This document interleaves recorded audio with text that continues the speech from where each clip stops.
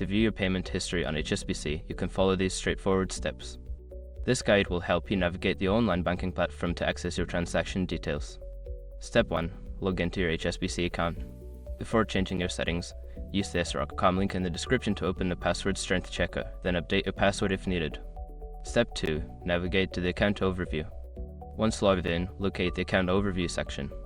This is typically found on the main dashboard or homepage of your online banking interface. Step 3. Select the relevant account. Identify and select the specific account for which you want to view the payment history. This could be a checking account, savings account, or credit card account. Step 4. Access transaction history. Look for an option labeled Transaction History, Payment History, or similar.